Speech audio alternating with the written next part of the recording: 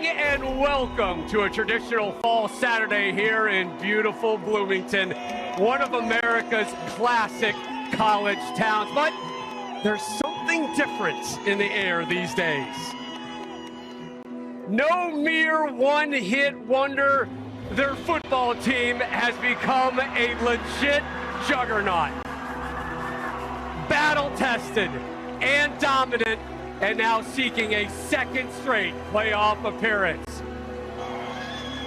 Here on campus and across the Hoosier State, a basketball-mad fan base has championship dreams on the gridiron.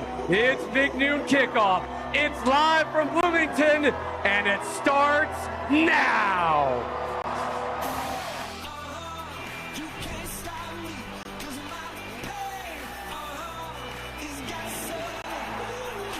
Is there any other place you'd rather be? Let's go!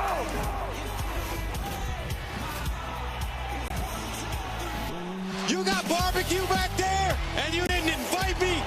Hurt my feelings. Give me my theme music.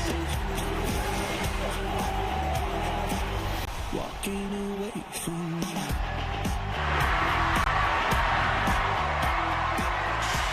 Big Noon Kickoff, sponsored by Wendy's Breakfast.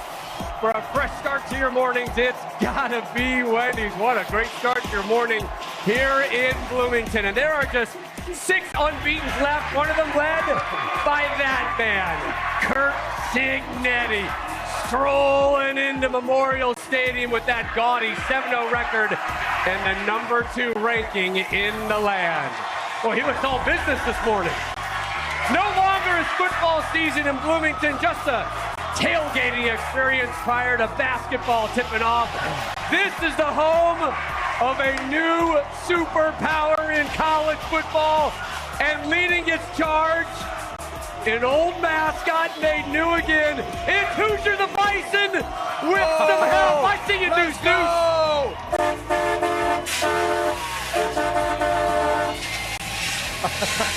Let's go, baby! Let's go! Let's go! Let's go! What's up, baby?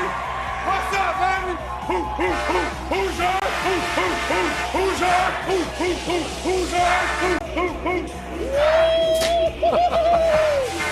Yes, sir! Oh! Boom! Another one! Another one! No! Not us! Oh, no!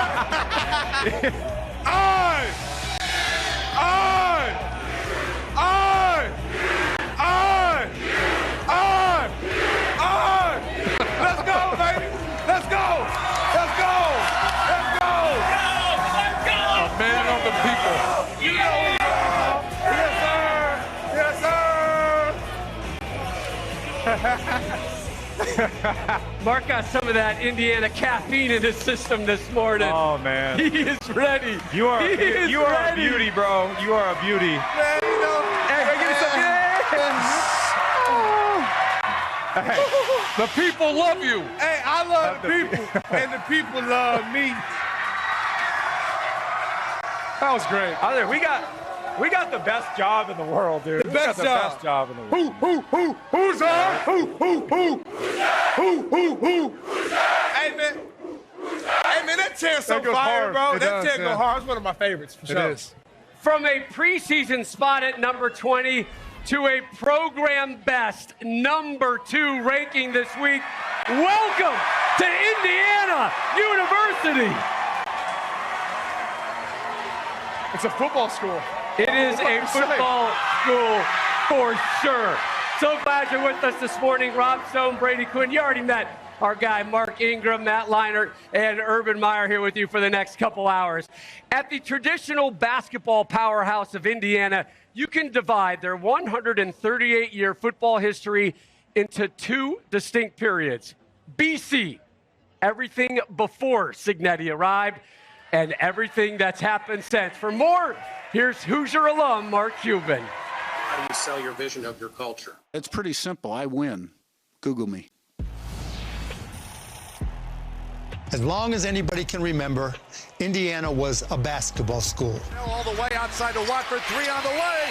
Oh! To find the last Big Ten champions in football, you'd have to go back nearly 60 years. Indiana upsets Purdue 1914, creating a three-way tie for the Big Ten title. And in the last 75 years, there hasn't been a single head coach to finish their Hoosiers tenure with a winning record. Kurt, welcome to IU. There is no reason why we can't be successful. We're going to change the culture of Indiana Hoosier football. In his first year, Coach Cignetti led the team to 10 straight wins. We did Google him, folks. That's right. He's a winner everywhere he's gone. That's right. And the college football playoff. This is an incredible turnaround. And with the Hoosiers currently ranked number 2, Coach Sig might just rewrite Indiana football history. Here we are. We're a football school now. Hoosiers!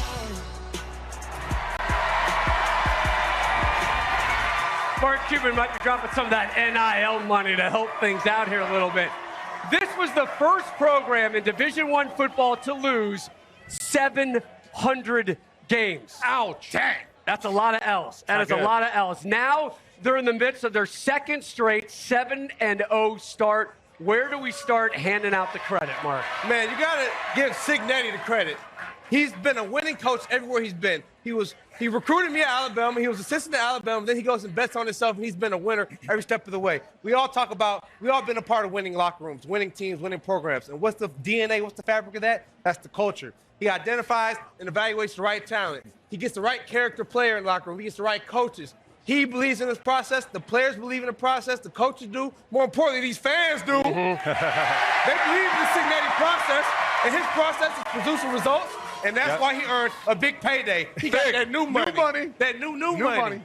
I mean, you talk about culture. Culture to me is like setting the tone of how things are done on and off the field, a level of expectation, a level of standard. I mean, go living in it 24/7. Pete Carroll did that for us at USC. Coach, you certainly had great cultures on all your winning programs. This team is a direct reflection of their coach's personality. The recruiting, you talked about it. They've dominated the portal and what they need for this, right? The fit, the system. He goes out and get guys that fit what they want to do, hard-nosed football players. They have a top 30 class coming in next year. I'm going to be really curious if they start getting some of those 4 or 5-star guys that want to come play here at IU, come play for a winning program. When they start getting those guys, with also the development of how they do it, telling you, watch out for them, man. Yep. This coaching staff, as a coach watching film, it's a beautiful thing to watch, and it's why, because of staff alignment, continuity, and consistency. This is unheard of, Brady. He's kept his 2 coordinators for 5+ years, and they do the little things right. We're not talking about talent. They have plenty of talent, but so does everyone else. You see them do the little things right. How about this? Fewest turnovers since Cignetti got there in the Big Ten. Fewest big plays against their defense since Cignetti got there. And here's a beautiful thing. Hoosier Nation, your boy just signed a big new money. But new he money. also put something in his contract to pay his coaching staff. Wow. These coaches, I would lose coordinators every 2 years to become head coaches. When that happens, you start to see cracks a little bit because you have to replace these great coaches. This is a great coaching staff, and now it's a well-paid coaching staff. Sure. And it's a testament to Cignetti, but also the university at Indiana here buying into this, allowing them to keep their head coach, keep everything intact. I think the thing that stands out to me the most is there's no more important position than the college quarterback. And he's been able to hit on that everywhere he's been. Going back to his days at JMU, where he's recruiting players who are all-conference players. Last year with Curtis Rourke, this year Fernando Mendoza, who's been absolutely outstanding. And he's found the right situation, circumstance to excel, where he's now being talked about as the Heisman favorite right now. He's playing unbelievable, one of the best quarterbacks in the country. Curt Cignetti's ability to identify the quarterback to lead his team, to me, has played as much of a role in their success as anything else. You go back 2 Octobers, this behind us, this didn't exist. This was nowhere to be found. They might have been over there and over there doing some tailgating. Now they're chanting for Mr. Mendoza to have a Heisman. On a T-shirt. Heisman Mendoza? Yeah. That's Sounds fine. good. Yeah. That's fine. Hey, that turned up out here, baby. Good Hands Report is sponsored by Allstate, celebrating 20 years of the Allstate Good Hands Nets program as we welcome in the Bear, Chris Felica. Bear, there has to be some type of historical parallel to what's happening right here in Bloomington, right? This is Bill Snyder, Kansas State type stuff. What you saw when Bill Snyder took over Kansas State, losing his team in college football history. It built up some early wins early on, get confidence there. It was all about instilling culture and confidence. He did, stayed there for life, got them to Big 12 championship games. This is the same thing. When Kurt Cignetti took over, Indiana had more losses than any other team in college football, 7-13. Indiana had the worst winning percentage, 419, of any Power 5 team that had been established playing football for 50 years. What has he done? Picked up some early wins, roster turnaround, confidence, and the rest is taken care of itself. So Kurt Cignetti has done a historically great job. They are a football school indeed. For even more context on the Revival here in Bloomington, let's head down the street to the Upstairs Pub on legendary Kirkwood Avenue, where a rowdy bunch of Hoosiers started lining up, guys, at 6 in the morning. Look at that drone footage wrapping around, and that's where we find Dave Portnoy getting ready for the big game. All right, we're live from Bloomington, Indiana.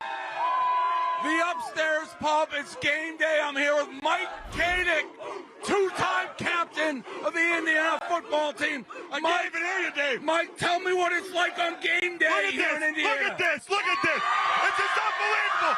The best school in America, the best football team in America. We will beat UCLA by 1,000,000 today. So I got to ask you, Mike, are you a football school now or a basketball school? 100% a football school. Coach Sig is the man. All right, so it's early. We're getting ready to head to the stadium and whoop on UCLA. Let's go.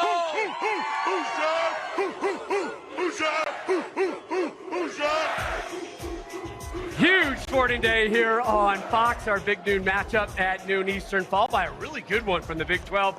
Unbeaten BYU at Iowa State at 3:30. Then Game 2 of the World Series between the Dodgers and the Blue Jays. Matt, look away. Last night, Game 1, 6th inning, bases juiced, pinch hitter Addison Barger, gone. All part of a 9-run, 6th inning. Jays get the win, 11-4. Rogers Center, home with the Blue Jays. It's going to be jumping again later tonight for Game 2. Toronto, can they take a 2-0 series lead over the Dodgers? Our coverage starts 7 Eastern. UCLA and Tim Skipper have gone from laughingstock to Big Ten contender. A coaching change and a 3-game winning streak have sparked the Bruins as they seek their season's second top 10 win. And Fernando Mendoza has been near perfect at home.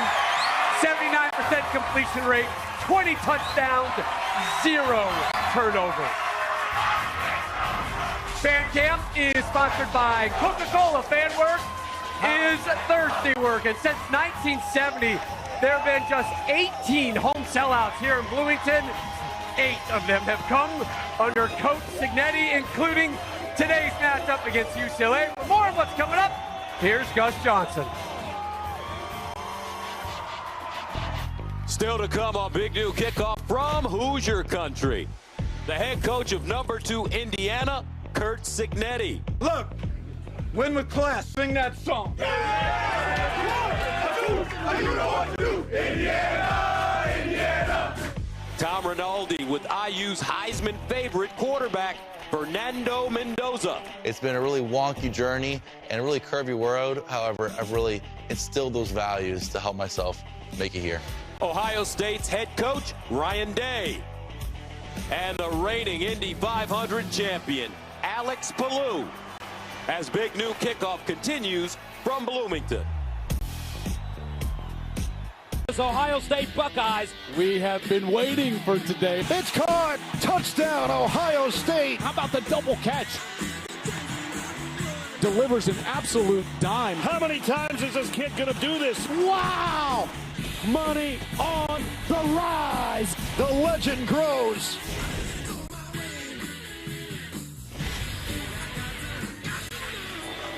The Buckeyes and the Hoosiers don't play each other in the regular season, but right now, The top two teams in the Big Ten are also the top two in the nation. Both sit at 7-0, both outscoring their opponents by over 30 points a game. And the head coach of the Scarlet and Gray, Ryan Day, kind enough to join us live right now. Coach, they're sending their best wishes to you from Bloomington. That's all right. You'll be able to probably say hi to them in Indy a little bit later in December. Let's start with this. How has being the defending national champs impacted the way that this current team has gone about their business so far? Well, I think, for our guys, they understand that, really only midway through the season. So, we have a whole bunch of football to be played. Nothing's been accomplished yet. And I think for us, I think that the perspective on understanding that, this is just part of the game. Nobody wants to be ranked number one in the country this time of year. They want to be ranked number one at the end of the year. And all the big games are coming down the road. And so we got to continue to get better. And I think they understand, how, long of a season it is. And that's why, at this point right here, midway through the season, it's important to come up for air and figure out where we need to go as we go to finish the season. Coach Day, so good to see you, my friend. And I'm not sure the world really realizes what it's like as a coach to wake up 7-0 on a bye week. What a great feeling, man. You look good. Hey, when we were together at Ohio State, I remember we had weekly conversations. How do you keep this team sharp? How do you keep them going good on good, yet keeping them healthy? How are you doing that now at Ohio State? Yeah, I learned so much of it from you and just talking about that balance of how do you keep your edge, but how do you get your guys healthy for the stretch run? And that's really what we talk a lot about with Mick Marotti and, try to figure out what's right for our guys. I think a couple things come into play. One, you got to keep your guys who are the starters with an edge. So you got to use good on good. You got to make sure that the guys are staying locked in. I even think about, the playoffs last year, the teams that had that long layoff, it was maybe a little bit harder for them to get going. So we look long and hard at that. But then the other thing is some of the younger guys and the guys who we need to play, the depth guys that need to help us during this run here over the next couple of months, got to get in there and practice. So while we're out there, it's not the same for everybody, but everybody has the same edge and everybody knows what's coming. Coach, we appreciate the time. Go back, enjoy some rare Saturday family time. Enjoy the rest of your weekend, and we will see you and your number one Buckeyes next weekend. Big noon kickoff live from Columbus as the Buckeyes host Penn State. Our coverage begins next Saturday, 10 a.m. Eastern here on Fox. And we go from the Big Ten to the Big 12, where once again it's shaping up to be another wild conference race. BYU and your program, Coach, Cincinnati, tied atop. 5 teams in the Big 12 are either unbeaten or have only one conference defeat.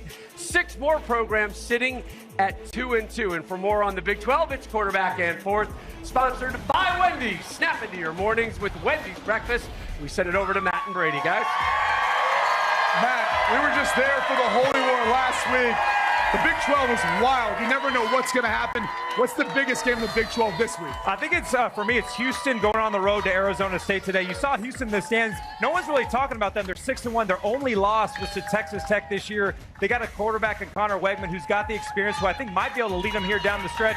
The key today, though, is going on the road to slow the rushing attack for Arizona State. Sam Levitt is healthy. No Jordan Tyson today, the star wide receiver, so expect a lot of Raleek Brown, who's kind of become a star for the Sun Devils. And then just for the Sun Devils, they're coming off that huge upset against Texas Tech last week. Kenny Dillingham, this team wins this game, they're going to be favored the rest of the season. We may see them in the Big 12 championship You always worry about hangover games, right? After that big win over Texas Tech. I think they have hangover games maybe Arizona State. I don't know if they do at BYU or not, all right? They don't drink out there in Provo, but I've got my eye on that BYU matchup against Iowa State. Kind of funky there, too. Iowa State favored in this one. BYU, the only undefeated right now team in the Big 12. They're the highest ranked, but this has been a spot where they've struggled. They've never beat Iowa State. Iowa State's won 9 of the last 10 at home. That number looks a little funny to me. Maybe, again, we get more chaos in the Big 12, and we see Iowa State take care of business today. I mean, still so many teams. Just like I had 9 teams right going into the last season, the last week of the season. All right, let's talk about this game. Let's talk about UCLA for a second. This is one of the biggest turnarounds we've seen over the last 3 weeks. Who has impressed you the most about this team?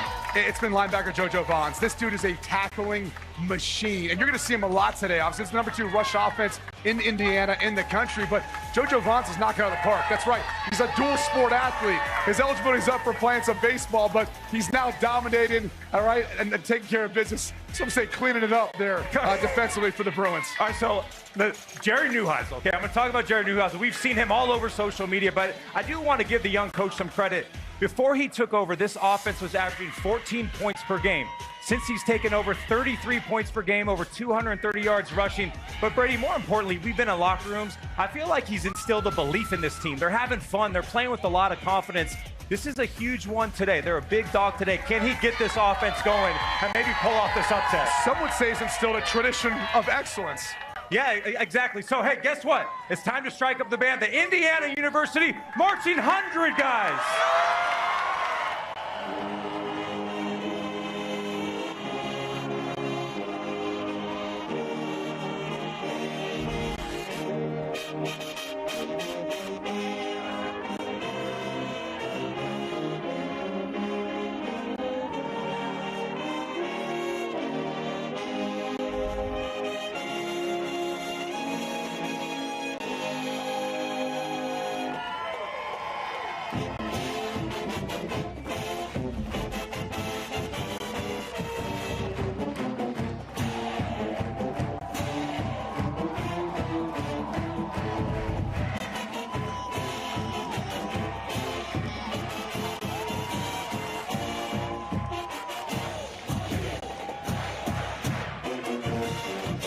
We're going to hear from the man who has the state of Indiana singing those songs a lot louder and a lot prouder these days.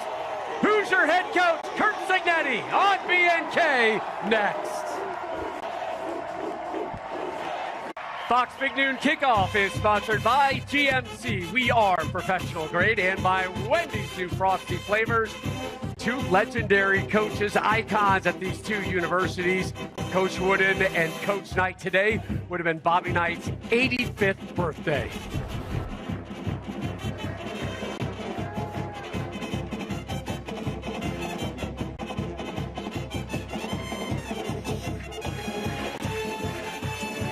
New basketball head coach Darren DeVries and his Hoosiers had practice this morning, so his players can make it to the game in time. They've got a big preseason test tomorrow up in Indy against Baylor. What Curt Cignetti has done here in 2 seasons in Bloomington, nothing short of extraordinary. The 2024 AP Coach of the Year is making his case for a repeat honor, and here he is with our Joel Klatt. All right, thanks, Rob. Coach Cignetti, how you doing, man? Appreciate your time. I'm good. All right, here we go. You guys back at home, a building that you guys have been perfect in since you got here to be the head coach of the Hoosiers. What makes it so special playing here at home? Oh, the crowd, the 12th man, no doubt about it. You know, crowd gets into the game and kids get juiced and the momentum swings your way and a lot of good things happen. Yeah. But you got to make them happen to get the crowd into the game. That's exactly right. A guy that's been making a lot of things happen for you is your quarterback, Fernando Mendoza. It was great chatting with him yesterday. What has impressed you most since he got here on campus? His commitment to improvement, the process of the things he has to do to become the best he can be. Never seen a guy prepare like that. He obviously has talent. He's smart. He's an exceptional person. Got a good supporting cast. Yeah. For the most part, we protected him well. Receivers are making plays. Run game's good, so we're balanced. We're not putting it all on him. Haven't had to. Yeah. And you know, he can still improve even more as good as he's playing because he has that much ability and he's that committed to his improvement and development. One of the things I think gets overlooked about your squad is the balance, and not just on the offensive side, being able to run the football and throw the football, but also how well your defense is playing right now. You're the only team in America that's in the top 5 of scoring offense and scoring defense. Tell me about some of those guys, and maybe specifically Aiden Fisher and what he brings to your defense. Yeah, and I'd venture to say our special teams is probably ranked in the top 5 or 10 too in the country. But Aiden Fisher is the quarterback of the defense, instinctive football player, really smart. Bryant Haynes does a great job with our defense, coordinating and leading. Him and Fisher, you know, they've got that relationship like an offensive coordinator and a quarterback have. But we've got other really good players. All those linebackers are heady. Isaiah Jones and Elijah Hardy. And we really come on up front inside, which was important for us. We got veteran safeties, got an All-American at corner, Pawns, Sharps developed at field corner. And so, you know, Bryant, he likes football and he likes X's and O's. So that defense is going to see something different every week and every play. Coach, I appreciate your time. Good luck today. Thanks, man. Rob. Joel, thank you guys. Coach Sig is everywhere, man. Look how fast he went from inside the rock to out here. Oh, that is not Kurt Signetti. Not Kurt Signetti, but I bet he does quite well on Kirkwood Avenue. Call us a play, not Kurt Signetti. Since 2000, Coach Signetti has the third best record among head coaches with one team. Only our guy, Coach Myers, did it better. Coach did it twice. One in Salt Lake City, Coach. One in Columbus. We had to get two different headshots Hall of Famer for Coach on that one. Coach. So with that, let's open up Coach's playbook. The 7 years that Urban Meyer coached at Ohio State, of those 7 years, how many times did Indiana have a winning record? Nathan? Be careful now. Zero. We're in Zero. enemy territory. Zilch. Zilch. No, it's all right. Let's be honest. Indiana was a non-factor in football in the Big Ten. That was then.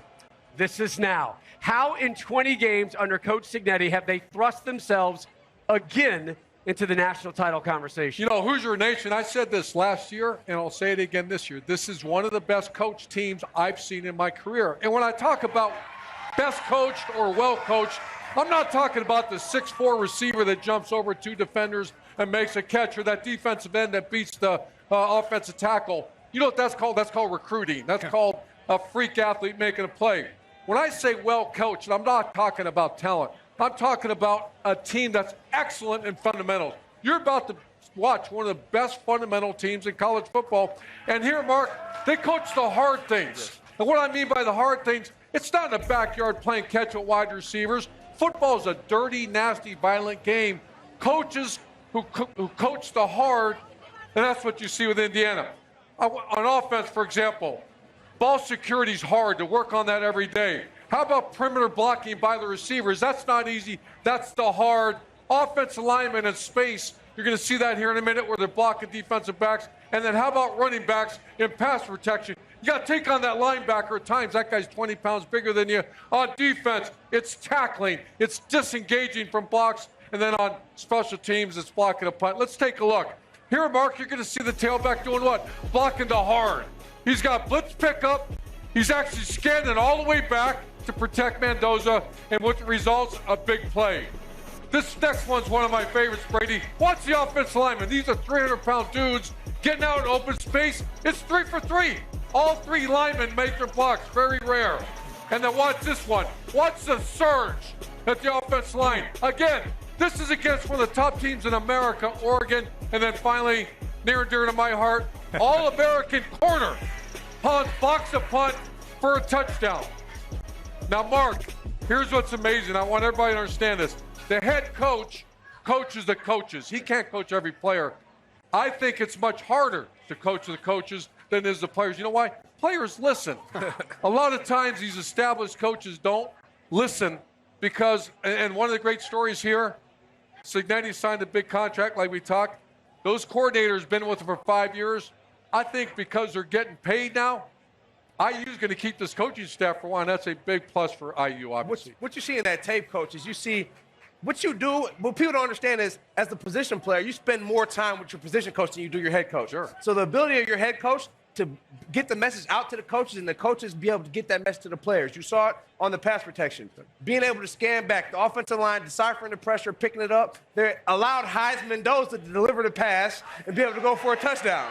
So the emphasis of you see greatness from the position coaches in that tape. So big kudos to the position coaches. I think the thing that stands out for me when you define well-coached, how you see it as a viewer, as a fan, is how decisive your players are, how fast they play. There's no hesitation. They're confident in their preparation. And that's what you see from Indiana. You don't see a quarterback, or Mendoza in this case, second-guessing himself, double clutching the ball, having happy feet in the pocket. You don't see anyone on defense, waiting for something to display itself. The linebackers shoot their gaps, they penetrate, they make plays. They play very decisive and with confidence. I think decisiveness and attention to detail, right? Some of the great coaching staffs They're meticulous in their planning, their organization. Some of the best teams in the country are just the most prepared teams in the country. It doesn't matter about the talent, and that's what this staff has been able to do for the football team. One of the many reasons they are 7-0 for the second straight season. When we come back, we'll take a look at what could be the game of the year from the Group of 5, South Florida and Memphis, in a matchup with playoff implications.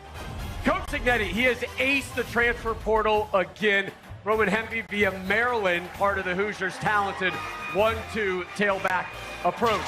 Discover and former Hoosiers QB Nate Studfeld here in Bloomington, giving fans a chance to gear up for kickoff with Discover Field access. Nate, a 6th-round pick in 2016, won the Super Bowl the next year with the Eagles. Great to have you back on campus, Nate.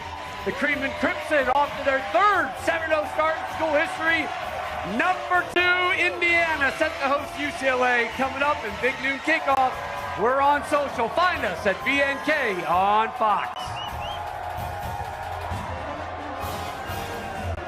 Any other place you'd rather be? Just blow these guys up, man. The only Dave Portnoy, still can't beat Michigan. Travis Hunter, birthday boy, Matthew McConaughey, everybody. Lubbock, show me your tortillas. We got it set out. You a little wet for me? Austin, DJ Khaled, MGK times BNK all day. Nico Iamaleava is becoming more of a dual threat type quarterback. He leads the Bruins in passing and rushing. Can he lead UCLA to their 2nd top 10 win of the season? Bruins at Hoosiers coming up on Fox. Time now for today's Big Noon Report, sponsored by Modelo, now recruiting full-time fans. And here's Bruins interim head coach Tim Skipper with our Jenny Taft. Well, Coach, you have orchestrated an incredible comeback, really turnaround for the Bruins. You've won 3 straight. How do you keep that going today? What was emphasized this week? Just being the best version of ourselves. That's the main thing. We've always on the rise is kind of our motto. So Wednesday's practice had to be better than Tuesdays, and Thursdays was better than Wednesdays, and so forth. And then Saturday's game day. So we just need to be the best version of ourselves today. Tell me about Nico Iamaleava. You've praised his leadership, but what does he need to do today to lead this offense? Be the playmaker that he is. Just take the game as it comes. You know, don't try to do the extra stuff. Just take what they give you. So just be Nico. I mean, it's the best thing I can say. Be Nico. There you go. Good luck. Thank you. Appreciate it.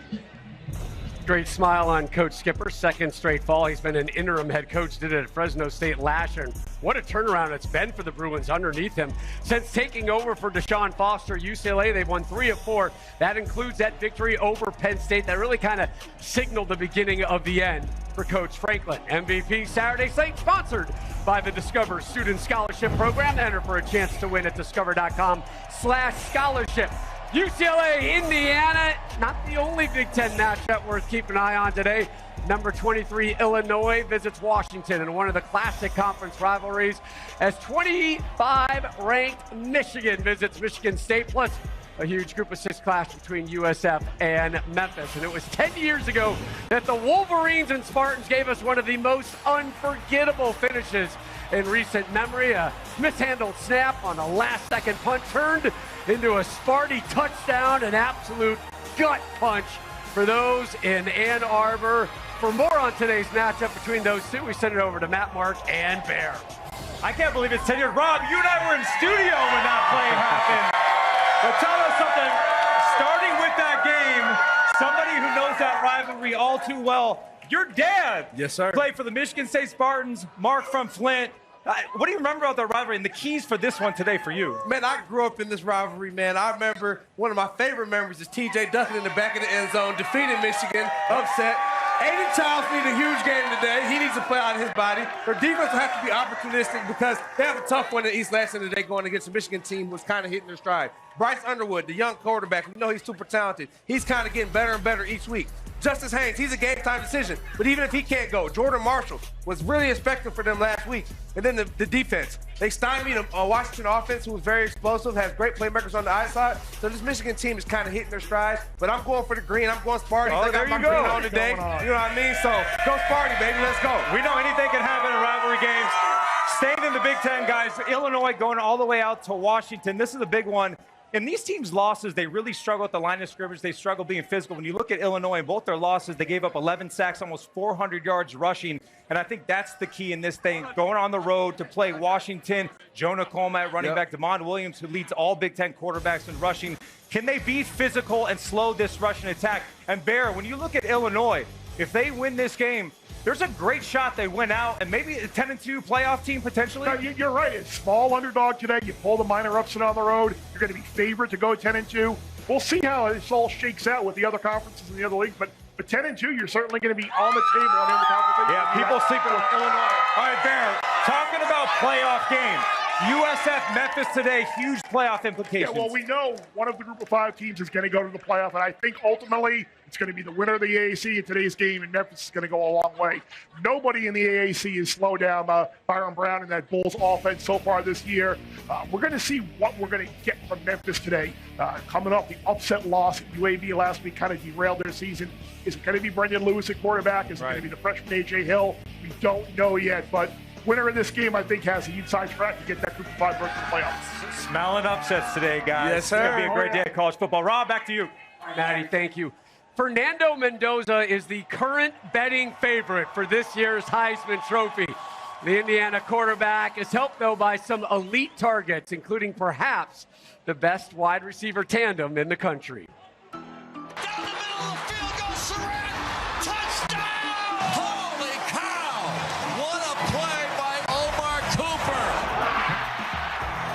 Wow, these are 2 #1 receivers. There's no 1A, there's no 1B. We don't have the same mother, but we act like we still brothers from another mother. Well, he's a brother to me for sure. Like it's bigger than football with us. Another tremendous grab for a touchdown by Elijah Surratt. It would say, make sure he's never single coverage. And he takes it into the end zone. Explosive, like he catches the ball and then it could go a 5-yard pass and go to a 50-yard gain real quick with Coop, and then just a dog out there. Omar! I'm gonna say me. Y'all better be his favorite target. That was some throw by Fernando Mendoza. I would say both of us. I say both of us. I had an interview like last year and they're like, what's your nickname? And then Waffle House just popped up in my mind. Waffle House, because he's open 24/7. And then that same day they were posting it on Twitter, and then here we are today. I have my own merch and everything with this, so it's been pretty crazy. And I heard one that was like IHOP and Waffle House, and that one kind of had a ring to it, so I kind of like that one. I did see that one on Twitter. Like, it could stick. It could stick. Elijah Surratt, Omar Cooper Jr. have the most combined receiving touchdowns by any teammate duo in the FBS. 9 for Surratt, which leads the country, 7 more for Cooper. Coming up next, the latest edition of Bear Bites, including BYU looking to repeat some history and make a statement in the Big 12 title race. And Modelo is here with us in Bloomington looking for some full-time fans. The IU coaches will tell you Elijah Surratt is so good at anticipating coverages. He always has a plan to win versus the press. More on him in just a second. These fans, they know. Yeah, there it is. Surratt is open 24/7. When we come back, the Red Steppers take over. We talk to Dakotas, and Dave Portnoy answers your questions.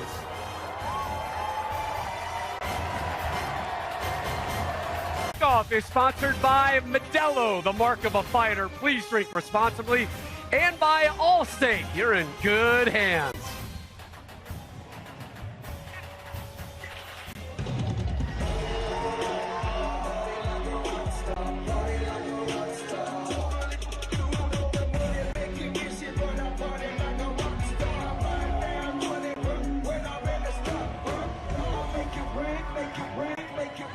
And the Red Stepper dance team has been an integral part of the IU Marching 100 since 1972, and they have won back-to-back DIA Spirit Rally National Championships. Give it up for the Red Steppers.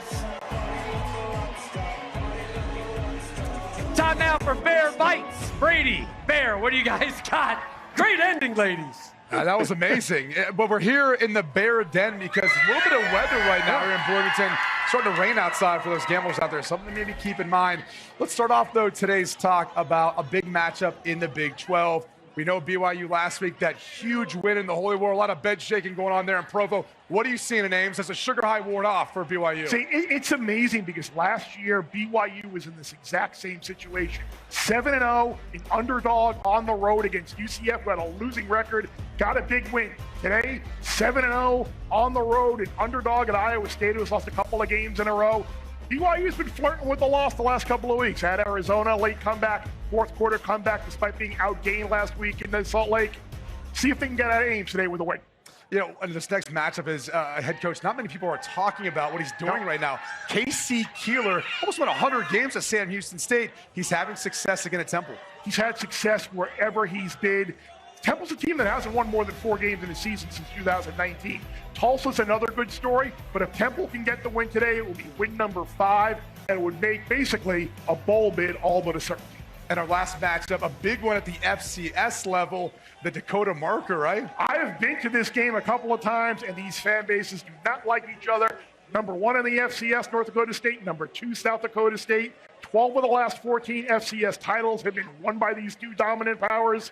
I have a feeling this might be the first of 2 matchups today. And also in the lower division, Division 2, remember Trinidad Chambliss, the quarterback from Ole Miss, who's wowed the country this year? His old school, Ferris State, they're number 1 and undefeated in that Division 2. They got a big one against rival Grand Valley State today. Great matchups all across college football, Rob. We're excited about it. We're going to make some money today, too. We are. All right, boys, thank you very much. Hey, everybody, Dave Portnoy is back here with us for Ask Dave. And can we give props to Dave for his wardrobe again? Boy, clean, look. Toe to head. That boy got layers. He fresh to death. Indiana should do a cease and desist for the entire country. They're the only ones that should have the candy stripes. Yeah, Everyone ripped them off, but they started here. I agree. All right, question number 1. Heisman Doza, yay or nay? I think he could win it. They don't play anybody. I'm going to say nay because I bet on Ty Simpson. Hey, man, Heisman Doza. Let him know. Great player. Heisman Doza. I got invited to his pig roast today after the game. Hey, man, he been balling, man, so let's see. Question number 2, Ask Dave. This is a great one. Being a tremendous leader yourself, what similarities do you see between yourself and Coach Signetti? Oh, wow. What a question. Well, he's very serious, and I will use the phrase Google me a lot. Like, that's something, you don't believe what I'm doing, check my resume. So that's something we're similar.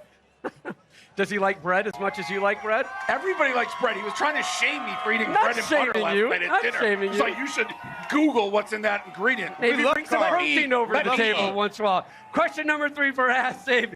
If you had a chance to choose a current Division I coach to join Barstool, and this is assuming that they would not say no, who would it be? It's a great question. So Dion worked for us. I love him. I'd have him back. But Barstool thrives on, people being babies and crying and get emotional. Give me Ryan Day. One of the biggest cry babies ever.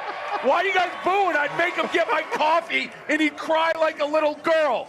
Give me Ryan Day. Y'all need a winner like the SIG. What you think about that? Y'all I need a winner. heard Sig doesn't like us, so I can't hire him. I don't know if that's true or not. How can you not like Dave Portnoy? I'm a very likable guy, and if you like me, I like you back twice as hard. If you don't like me, I hate you 10 times harder.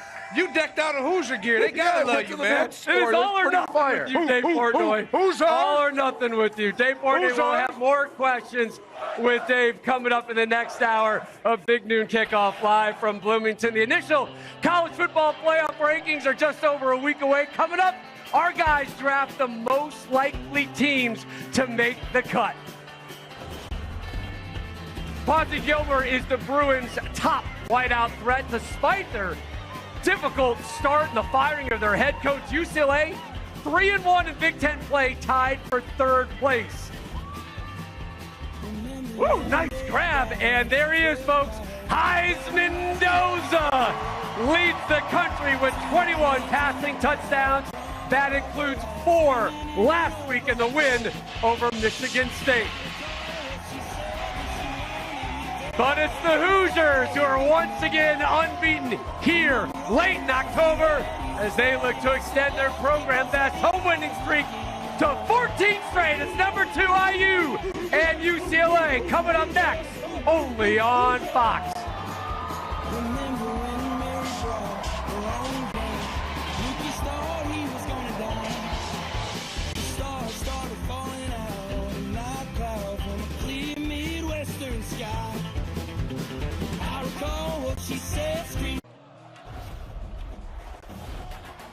We rolled into Big Noon Kickoff with Hoosier the Bison at the wheel and Mark getting the crowd going. We caught a drink with Dave Portnoy on Kirkwood Avenue. Found Coach Signetti's doppelganger. And the national champion, Red Steppers, gave us a show. See what Hour 2 of VNK has in store next.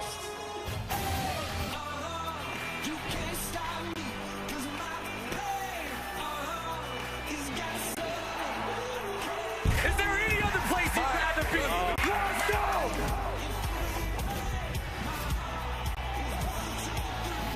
You got barbecue back there, and you didn't invite me? Hurt my feelings. Give me my theme music. Walking away from me. Nico Iamaleava was a high-profile transfer from Tennessee to UCLA. After a rough transition, he has shown the last couple weeks why he was a 5-star recruit. Not as much hype around Fernando Mendoza's move from Cal to Indiana, but the Miami product is playing at a Heisman level for second-ranked IU. Big Noon Kickoff is sponsored by Wendy's Breakfast. For a fresh start to your mornings, it's gotta be Wendy's.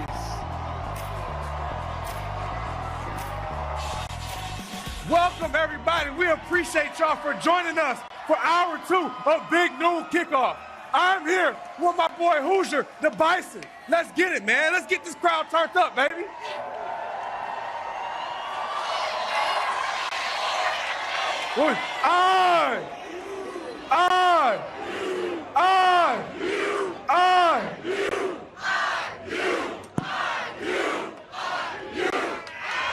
Now my favorite one. Who's your daddy?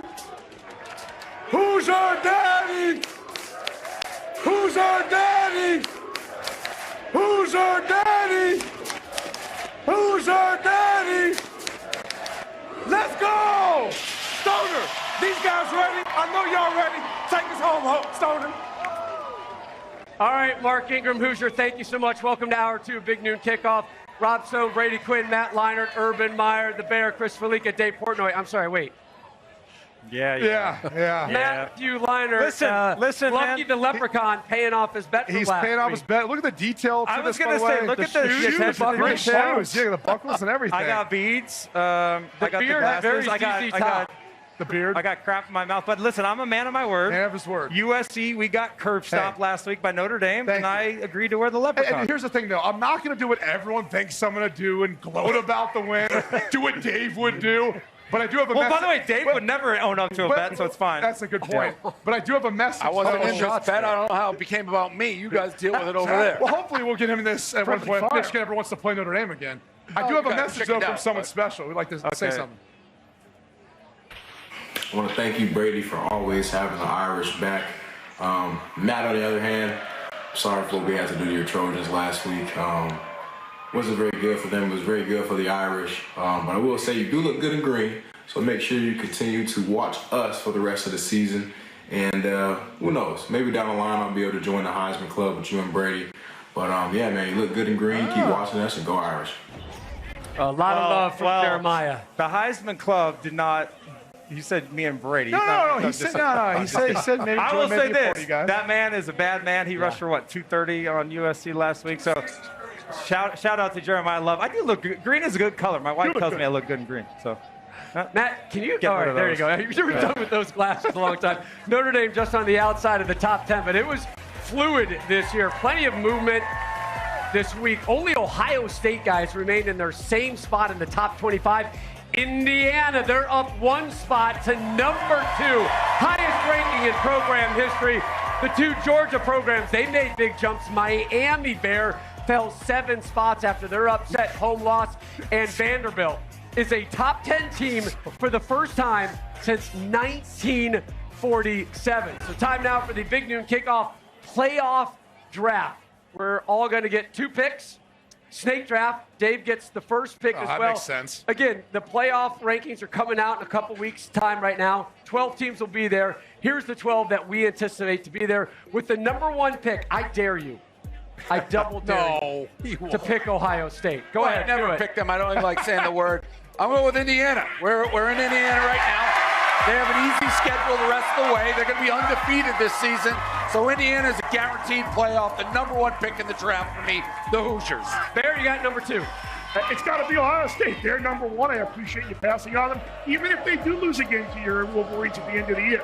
Best team in the country. They're going to be in it. They're playing loose and free. I think everybody's talked about Michigan, Oregon, Indiana, Miami throughout the year. Ohio State's a national champion. It seems like they're kind of forgotten about right now. 3-loss national champion.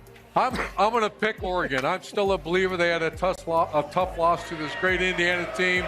But I think Oregon is certainly one of the top 3 teams in America. Smooth path to the playoff. I see Oregon going in. Well, I'm going to pick the lock of the year to get into the college football playoff, the Notre Dame Fighting Irish. And a big reason is because of the running back that we just saw, the best player, one of the best players in college football. But it's the schedule. We said last week USC was probably the toughest ranked opponent left on their schedule.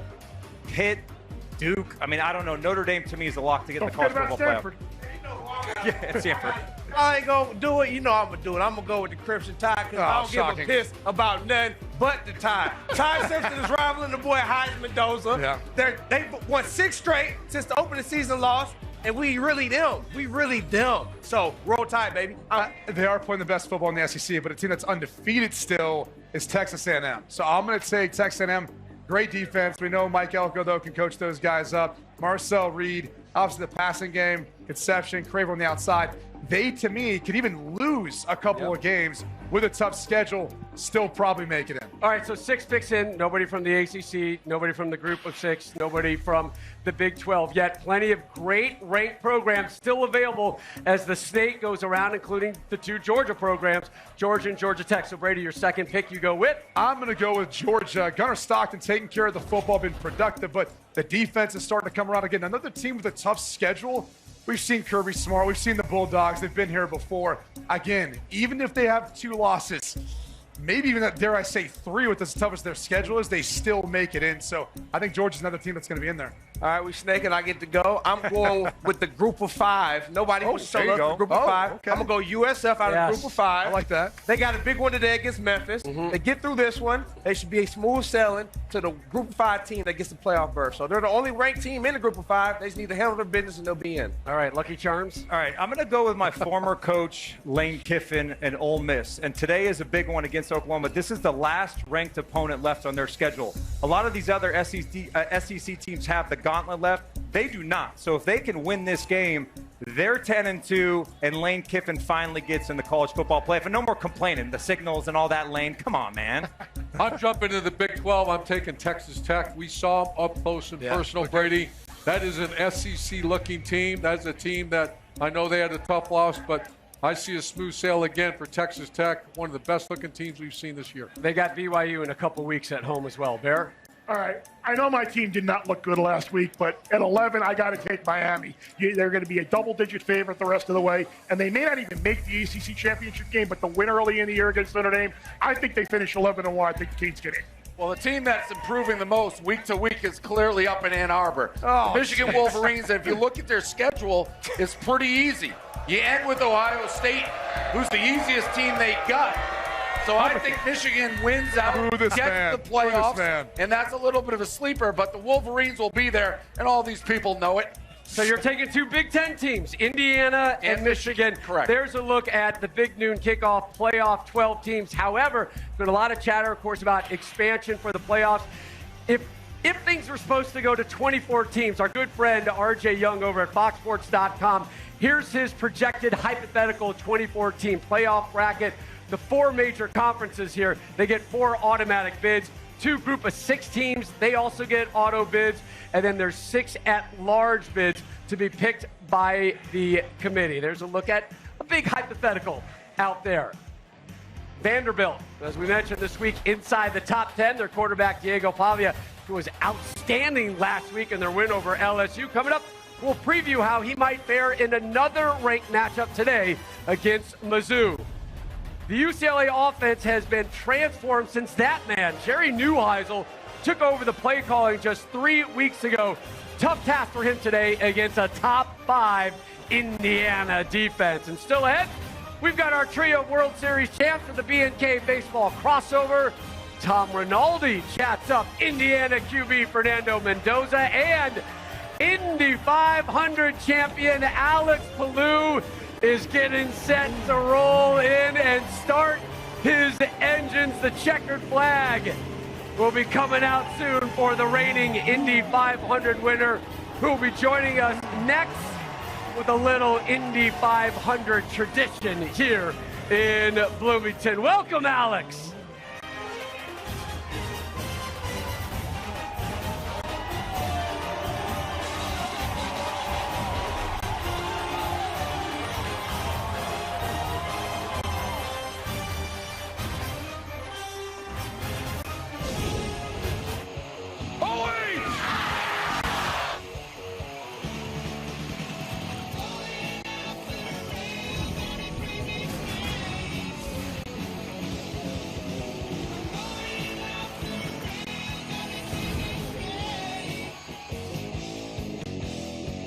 Indiana's defense had some issues getting off the field in last week's win over Michigan State, but Aiden Fisher and company still have the #4 scoring defense in the nation. Kickoff coming up in about 56 minutes, and after a pair of college football games today on Fox, we go north of the border to Rogers Center in Toronto for Game 2 of the World Series. 7 Eastern on Fox begins our coverage, and here's some love from a former Hoosier who knows a little something about October. Hey guys, Kyle Schwarber here. Wish I was in Bloomington for Big Noon Kickoff. What a special day in Bloomington. We need another big win. I'm going to be watching. And hey, Urban, we're coming after your Buckeyes. Go Hoosiers. And the former Hoosier All-American, a first-round pick by the Cubs in 2014, won a World Series title with them 2 years later. And twice he's led the NL in home runs, including this past season with the Phillies. Time now for another round of Ask Dave with Dave Portnoy and Brady, guys. You know, Dave, we have footage of you earlier today shooting some hoops at Assembly Hall. Is this true? Yeah, and I'm getting chirped. Everyone's saying I'm unathletic. What they don't know is I have one shoulder. I'm shooting oppo. So are you left-handed? I am a lefty. Assembly Hall, by the way, is beautiful. People are cheering for me being a lefty. They love me here in Indiana. They'll cheer for anything. All right, well, this actually takes us to our first question, by the way. And are IU fans actually happy they're the football school and Purdue is the basketball school? So that's a real insult to these people because they hate Purdue. If I was Indiana, I'd say we're both a basketball school and a football school. So they hate Purdue. They're still better at basketball half the time than Purdue. So. All right, last one here on Ask Dave. What does Michigan need to do to beat little brother this week? So we're playing Michigan State today. We just show up. As long as the bus makes it to the stadium, Michigan State has no shot. There's no worry about like a special teams play that can Michigan just throw a wrench State's in a the whole thing? disaster, and they're close to being relegated in college football. Okay, that's it. Rob, back to you. Never change, Dave. Never change. He has captured 4 career IndyCar Series titles, and back in May, he made history as the first Spaniard to win the Indy 500. Please welcome Alex Palou, everybody. A native of Barcelona, not a big soccer fan.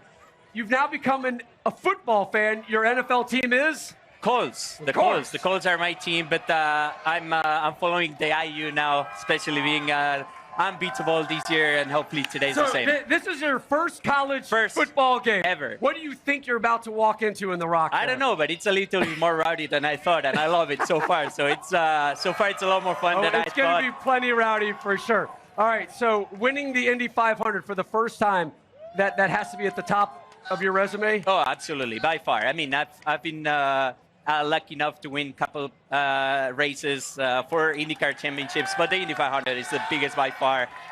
Over 350,000 people at the IMS here in Indy, so it's one of the best days of my entire life for sure. All right, so we want to bring back Dave Portnoy. Where is he? There you are, Dave. Right. The lefty. Dave Portnoy here as well. After week 1 of Big Noon Kickoff, Texas and Ohio State, we sent you out to Nashville to be part of the IndyCar broadcast. Here is how it went with Dave. Yeah, so I hate it. I knew this would be too fast for me. They said it would be easy. This is not easy. Dave, you were in a hostile environment yesterday at Ohio State. Not a lot of love there for you, but times over this. What's it like in the cockpit? What are you feeling? Oh, too fast for me. I go slow. I don't go anywhere this fast. Columbus was nothing. A Buckeye wouldn't be able to do this if his life depended on it. Was it fun? No, I hated it. That's what I heard. Yeah. I heard that you were. So it's like day it. one of our Fox deal. They're like, get in this car. I didn't want to say no, but no, way too fast. The G's were like in my You can really guts. feel yeah, it just horrible. pushing you back I would in the never chair. do it again. And he wasn't even Oh, going. come on. We need to do it again. No, Just never, one more time. never. No.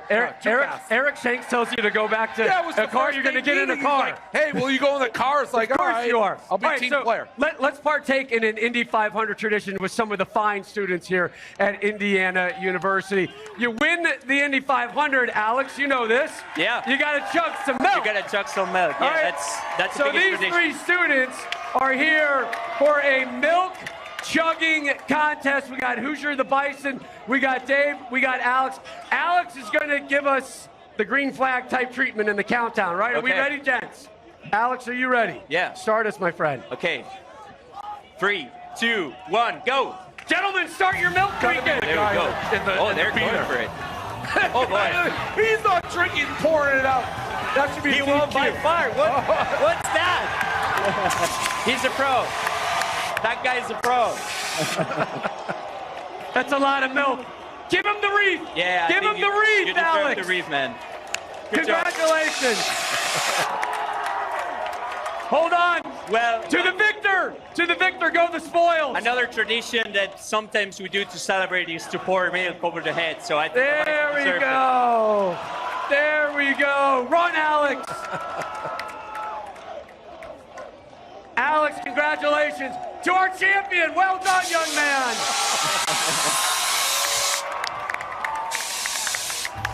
The Indy 500 returns to Fox in just 7 months.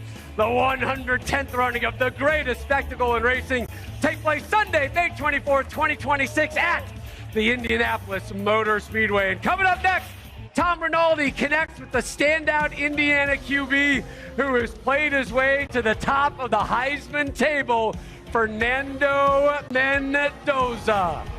Maryland transfer Roman Hemby needs just 68 yards on the ground to reach 500 for a 4th straight year. Indiana, UCLA coming up in under 50 minutes. There's our winner.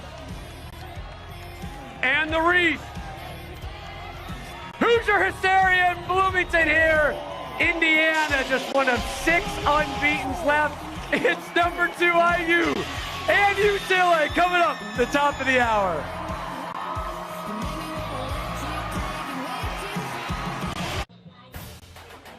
Fox Big Noon Kickoff is sponsored by Modelo, the mark of a fighter. Please drink responsibly. And by Discover. It pays to discover. Today marks just the second all-time meeting between these two teams. Indiana beat UCLA Pasadena last year.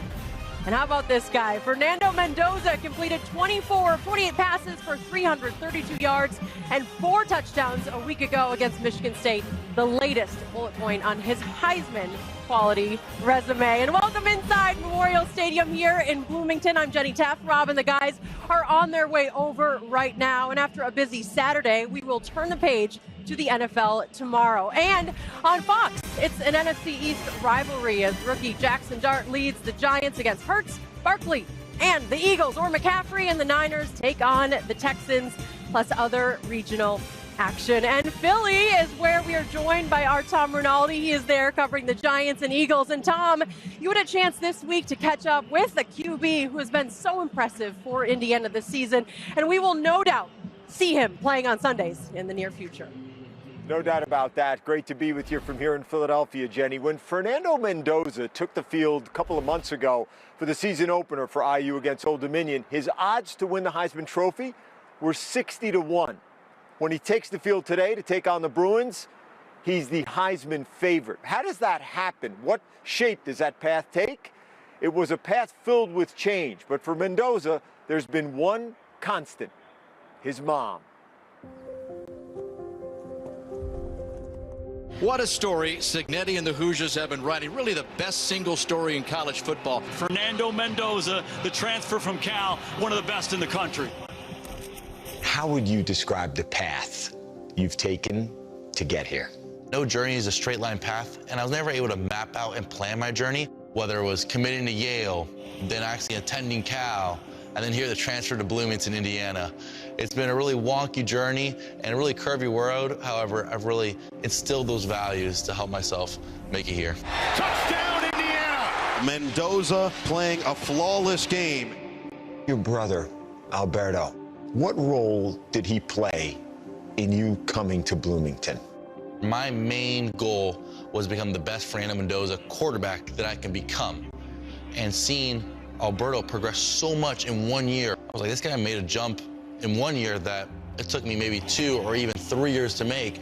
I want to see what's a part of the Indiana program. So when I came here, I was able to talk to Coach Signetti, and I saw the way that they handled the offense, the system, and they're just their track record of developing quarterbacks. From your brother to your mother. So my mom has multiple sclerosis, which is a nervous system disease, and she battles it every single day. And she is my light and inspiration because no matter what, no matter how hard it gets, she always maintains this unwavering positivity and influence in our lives.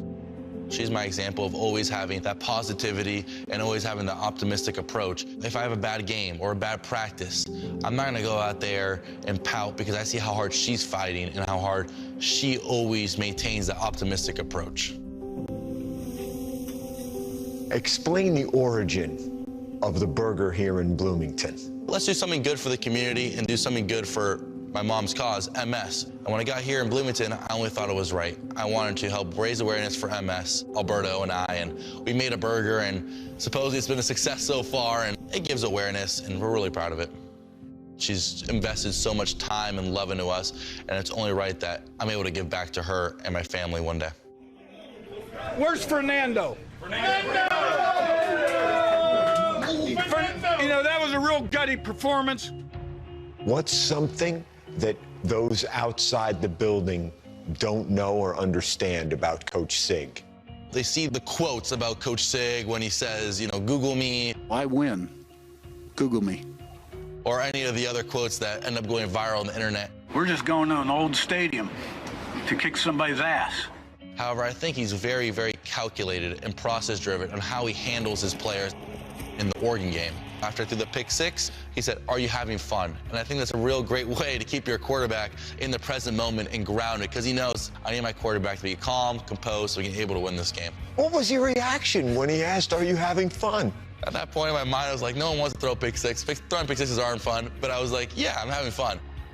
And at that point, we're able to string together a 16-play drive and have a game-winning touchdown. The throw to the end zone, touchdown! That was some throw by Fernando Mendoza. What's the goal? The goal is to win the next game. And Coach Signetti is very nearsighted. Sing that song!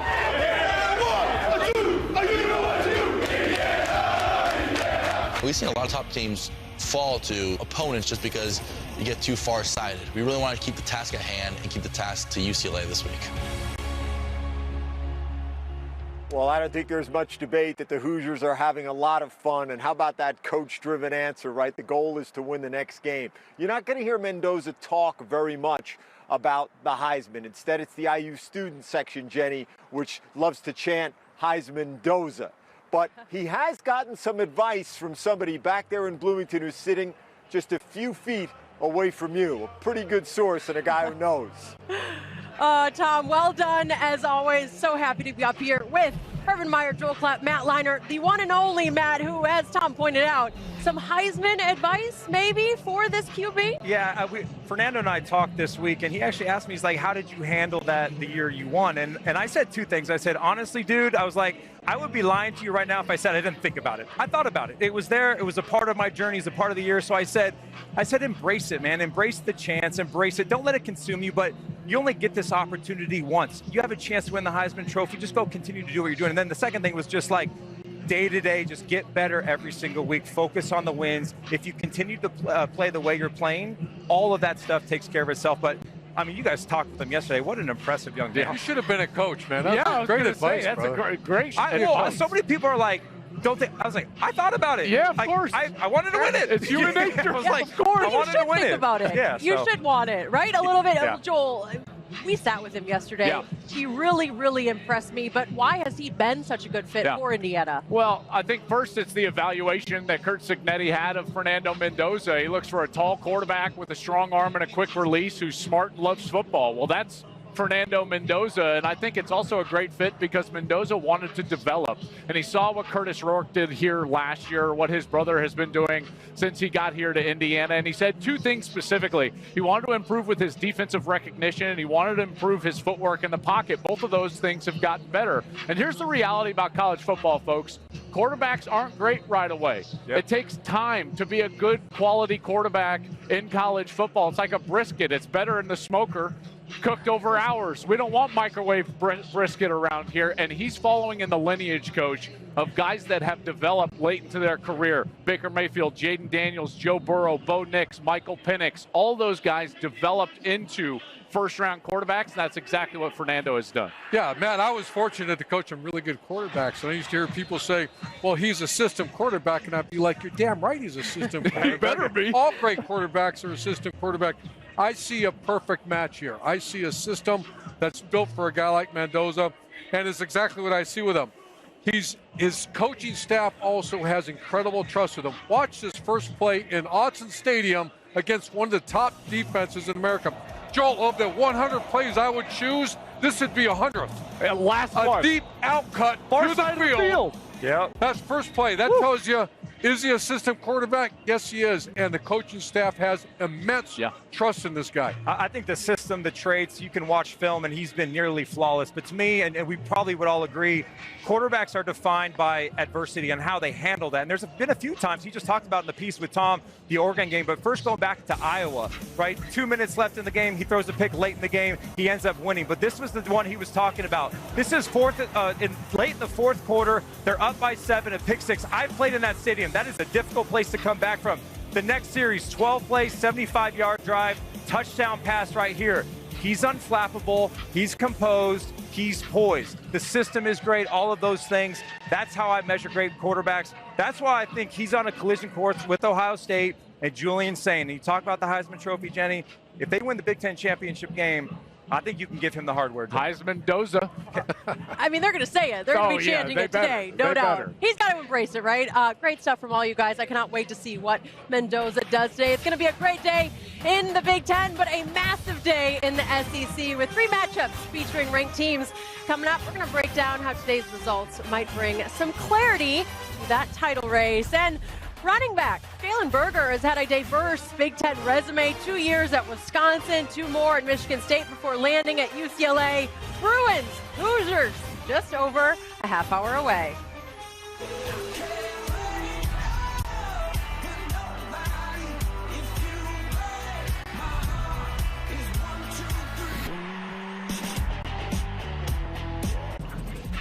Welcome back to Bloomington. Good Hands Player is sponsored by Allstate, celebrating 20 years of the Allstate Good Hands Nets program.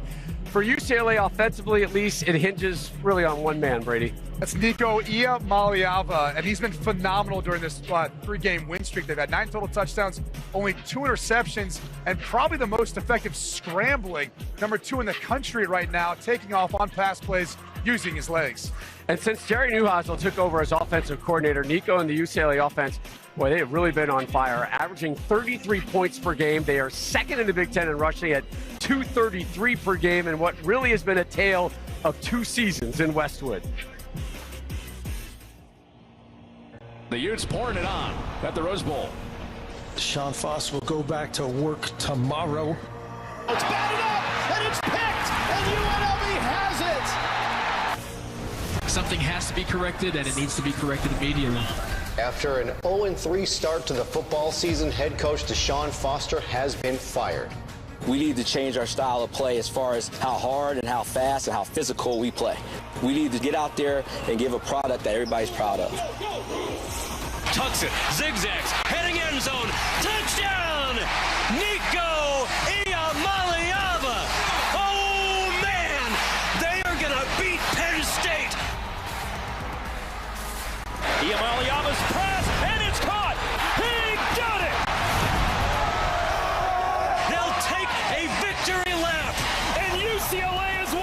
straight.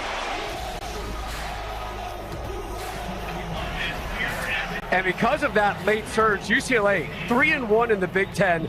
They are part of a 7-way tie for third place in the conference standings. And one of the first things Coach Skipper did when he took over, he had his team clean out and organize their locker room. He treated things like a second training camp. They went out of the building. They went bowling, for example.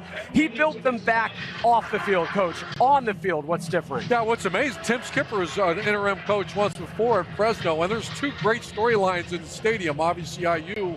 But I'm back on the Nico train, man. I jumped off for a minute. I'm back on it. Nico and the UCLA Bruins, what a great story. I talked to Martin Jarman. We all did. He was at our set earlier, and he said the energy, enthusiasm in the facility is like they're playing for a championship. And you know what? They are. Brady, it was bad for a while. I'm going to show a clip here, show it real fast. This is against my boy Dan Mullen. The guy's running wide open down the middle of the field. And then they get their tails kicked against New Mexico by 25. But then look at the good. This is against a highly ranked Penn State game, obviously. Look at Nico.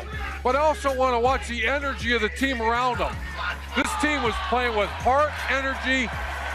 If you would have not known the records, not known the jerseys, not known the helmets, you would have said that team in light blue is the much better team, and they were that day. And Nico, too, stepped up as a leader and basically said, hey, if you want to quit now, because we're trying to build something moving forward after they made the coaching change. And nobody quit.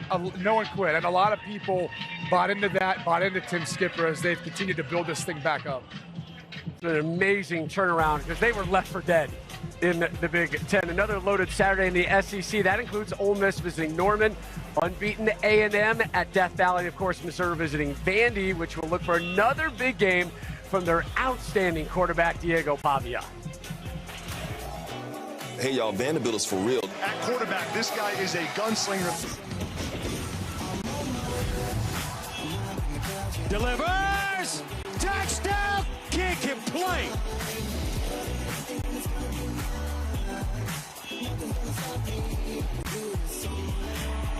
What magic does he have left? Are you kidding me? For the end zone and score! Diego Pavia!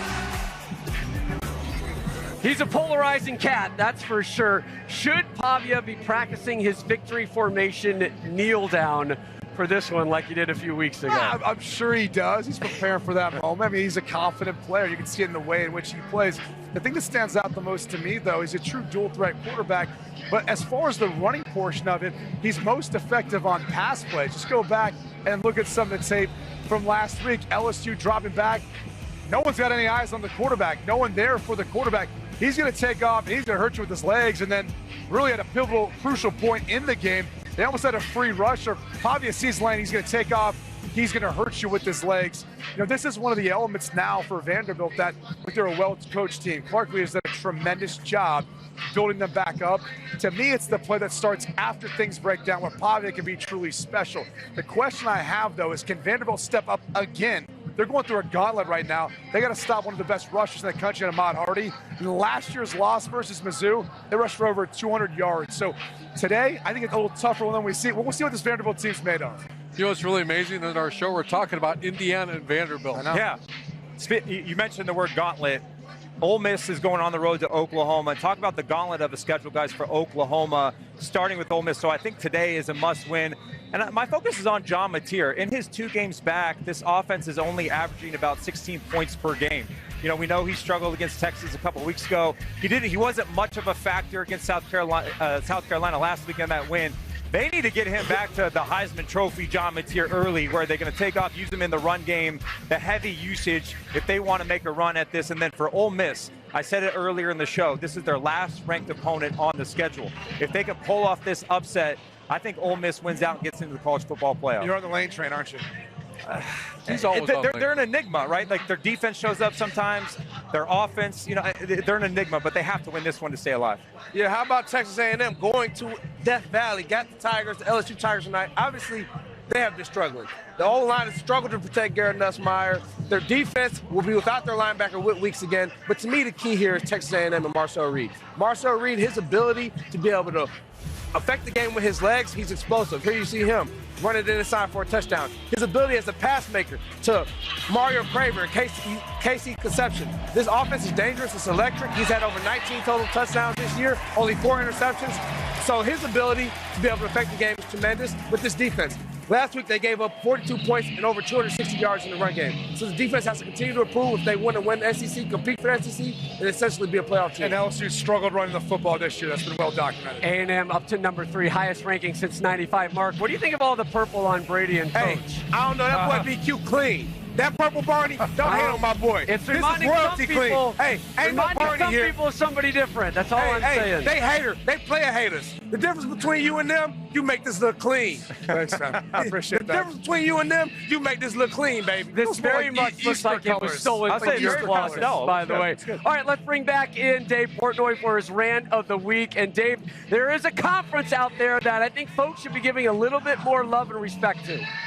Well, yeah. I mean, the top 10 rankings, if you look at, well, we got 6 teams with a loss in it. And then you got BYU sitting there undefeated in the Big 12, not in the top 10. It's disgusting. And the thing about it, this isn't just like me talking out of my butt here. Last year, what happened? Arizona State, they're the Big 12 rep. They're 1 play away. They should have beaten Texas. Texas almost beats Ohio State, who won the national title. I don't know why the Big 12 doesn't get any respect. Their teams can play with any of the teams in the SEC or Big 10, the top of the conference. They get absolutely no respect on a national scale. If you're undefeated, games on the field matter. I care about who has more points at the end of the game, not hypotheticals and you guys talking this, that, who's better. Win the games on the field. BYU is undefeated. They are 100% a top 10 team. I'm not saying they end there, but you can only judge them by what they do on the field, and they can play with anybody. So I'm shouting out the Big 12 this week, right now, who got disrespected in the rankings. No way BYU should be a top 10 team. No way. Back to you guys. And by the way, that's a great rant. Somewhere Commissioner Yormark is nodding his head, and I see that Big 12 flag waving behind you. Once again, the Fox Sports app is offering you a shot at free money by playing Super 6, sponsored by DraftKings. And one of the questions in today's contest is, how many points will Indiana score versus UCLA? And you still have time to get your picks in on the app. Coming up, with Fox hosting college football and the Fall Classic today, we welcome our MLB friends for a big noon World Series crossover. Precision Preview is sponsored by GMC. We are professional grade as we hit some noon Eastern games. We start with Ole Miss at Oklahoma. Yeah, I mean, what started out as a great story. This kid's become one of the better quarterbacks in the country. 12 touchdowns, 1 interception as a starter. Even was great last week in a loss. The challenge today is they're going up against the best defense, not named Ohio State, in the country. Oklahoma virtually #1 in every defensive category. A huge opportunity for Ole Miss and the Run Rebels today. You got Northwestern and Nebraska over on FS1 later on today. Dylan Royal, a Nebraska quarterback, coming off 2 difficult game stretch. Last week, sacked 9 times and lost to Minnesota. 2 weeks ago, 3 interceptions and a win against Maryland. He has to have a big day and a must-win for Nebraska. Guys, got my eyes on Rutgers at Purdue. We still don't know who's going to be starting quarterback for Purdue. Ryan Brown, the starter, ended up missing time last week with a shoulder injury versus Northwestern. Malachi Singleton came in, did okay, but keep an eye on the quarterback position there at Purdue today, whether it would be Brown or Singleton. Yeah, I got my eyes on UCLA at Indiana. And what does Indiana want to do? They want to dominate the line of scrimmage. They want to be balanced in their attack. And that starts with this running back, Black, and these RBs they got. So here we go. UCLA at Indiana in about 22 minutes. There you go, Deuce. You know how we do it, man. We ain't new to it. We true to it. Let's get it.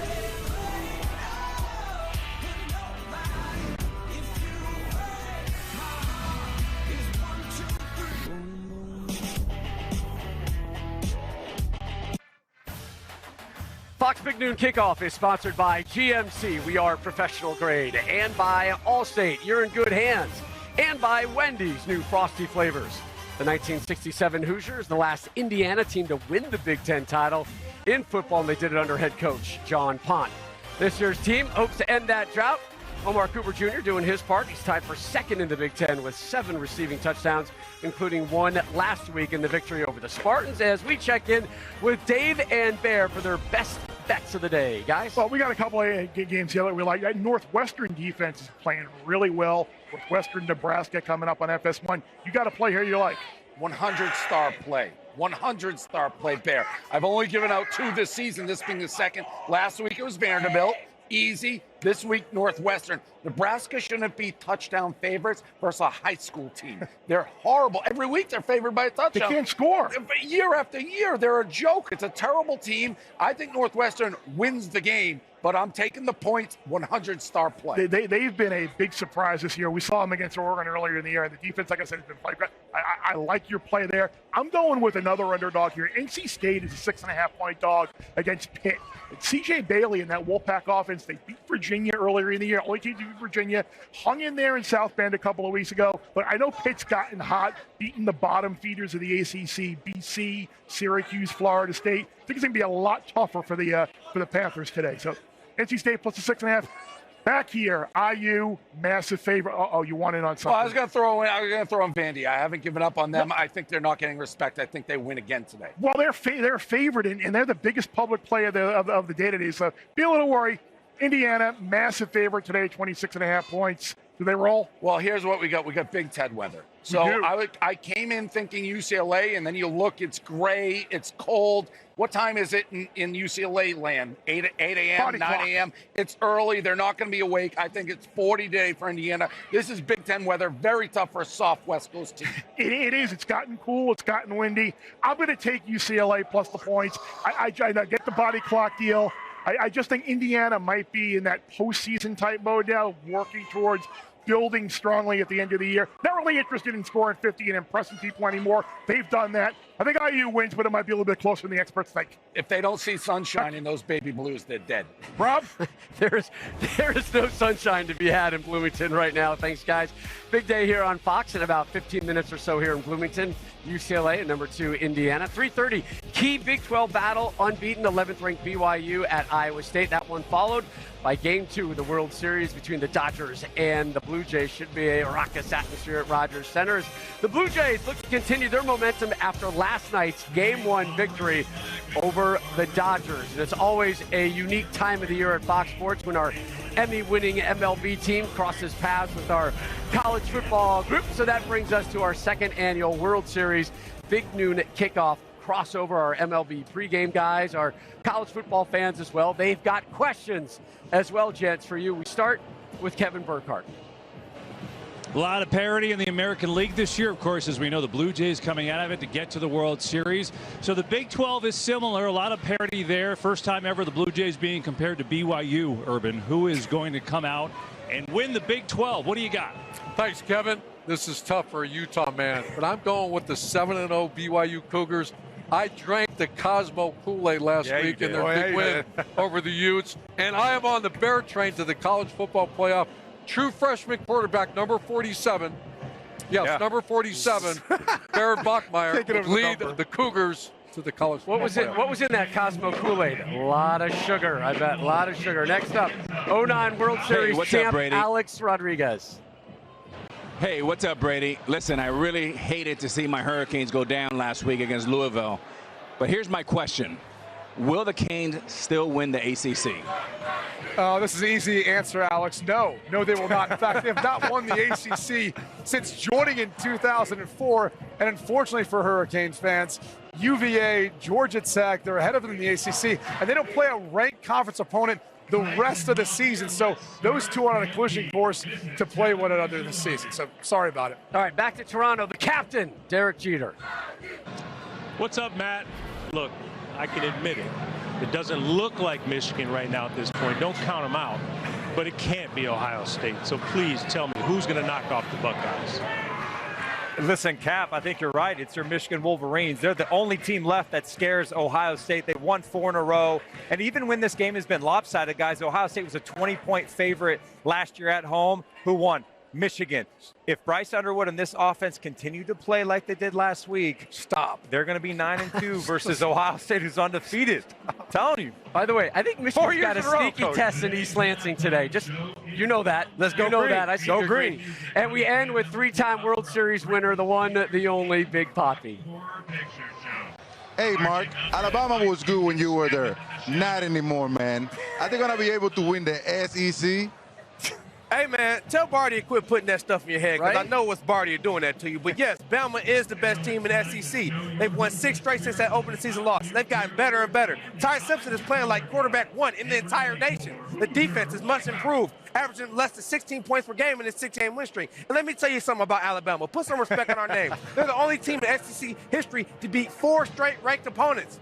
So roll damn Tide. I don't give a piss about nothing but the Tide, and watch your mouth, Poppy. Duh! Crimson Tide win. Yes, sir. Yes, sir. Poppy knew that answer before he even asked it. Thanks to our MLB pregame guys. We'll see them at 7 Eastern tonight here on Fox for Game 2 of the World Series from Toronto. And you guys, have you ever heard of the line that every champion was once a contender who refused to give up? Anybody? Are you guys even paying attention to me anymore? You're going to understand this line when we return to BNK from Indiana.